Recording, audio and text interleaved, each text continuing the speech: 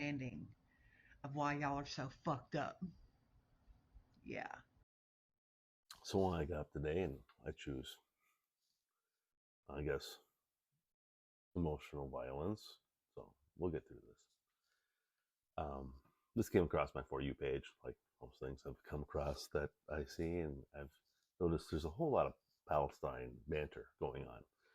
And now, personally, I will, full disclosure, I have not kept up the tabs on what's all going on. I know there is lots of battles going on. I know Israel is attacking, and their main goal of attacking is Hamas. There's collateral damage, and I feel for that collateral damage.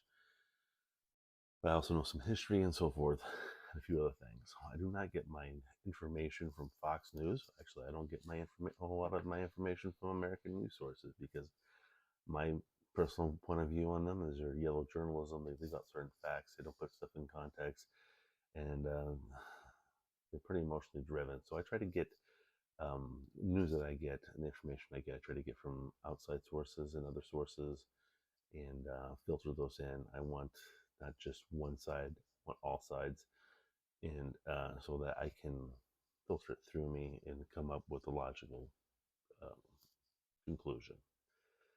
This lady comes across my For You page right off the bat, starts insulting, starts calling out Zionists, says you don't have to be a Zionist, they're narcissistic, uses foul language, and it says, let's round them all up, put them out in the woods, and if they can make it back, then gosh, we'll let them back in society. So I pointed, she accused Zionists of gaslighting. I watched the video and I responded back, which, yeah, this is my new microphone. My response was, you are gaslighting and you are being a little bit hypocritical about rounding them up. So, and she calls me a horrible person. I'm sick, blah, blah, yeah. Told her personal opinion of me, since she really doesn't know me anyway, and just coming out with insults is meaningless and has no bearing on me whatsoever. It doesn't. You want to come, if you want to have a logical conversation, if you want to have a conversation about points and listen and actually have a conversation with two people, talk back and forth and come to conclusions and probably find common ground. Hey, I'm more than happy. But like I told you, coming out and just insulting people normally puts them on edge, and then you're saying, hey, let's have a fight. And that's what you want. You want to fight. I told you you're gaslighting. And gaslighting is good to have people question their judgment. It came from an old movie where they basically psychologically tortured this girl. But nonetheless, you are gaslighting to get an emotional response out of people. And you are also seeking people like minded to cheer you on. Like, hey, you go, girl, insult them. Let's just cause more conflict with this conflict already. I love it. More conflict. We have a conflict sandwich. What would make it better? More conflict. So, yeah, let's talk about it. Now, I did point out to you that you are recommending the same thing that the country years ago did, rounding up people that they didn't like their ideology, they did not like their religion, they did not like their lifestyle. They decided to round them up and put them somewhere. You are very analogous to that same ideology, whether you like it or not. You said to round everyone up and put them in the forest, and if they're able to survive, we'll accept them back in society. We are just one different scenario from the movie The Hunt. And I love that movie. It's a great movie.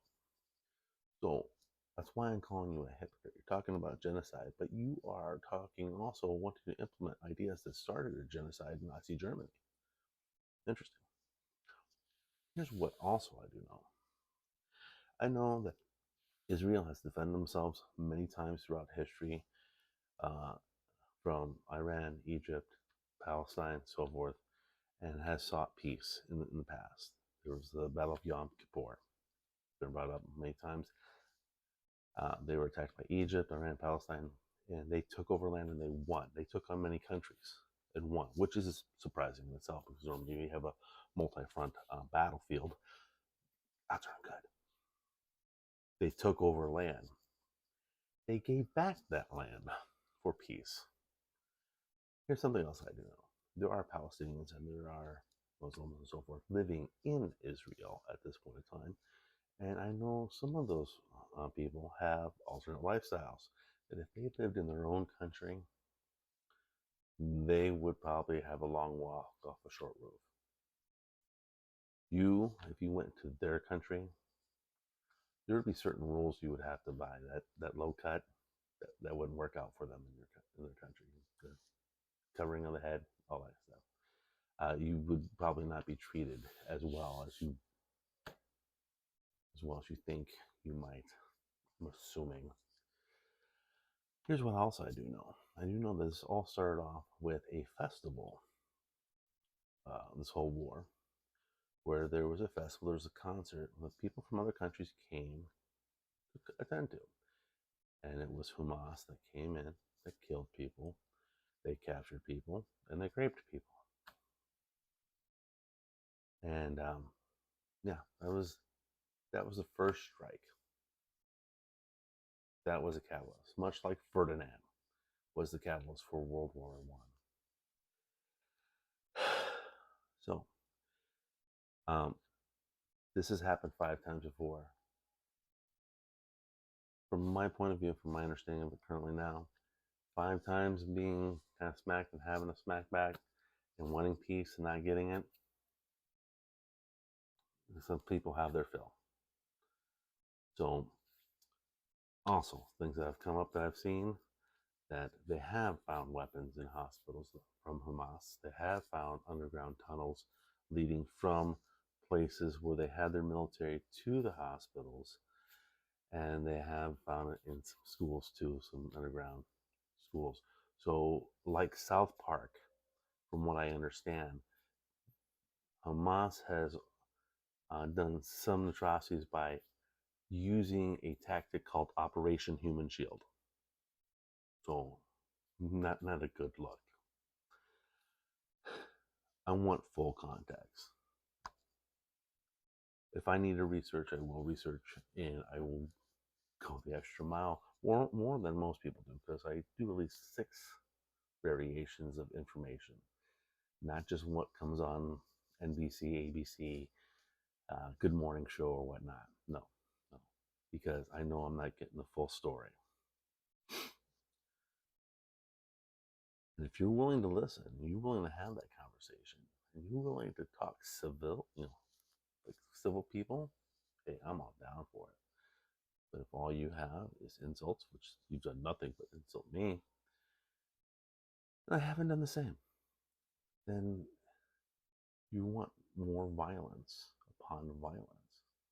And make no mistake, from the land to the sea, Palestine, that is Mother Goose and Greenwich. Palestine has wanted the eradication of Hebrews for a long time. They've wanted genocide. Can't. If you're going to point out one person given genocide, you might want to point out all of it. You might want to educate yourself a little bit more, delve a little bit deeper, like what has happened in history in the area, because this has happened before, and it will happen again.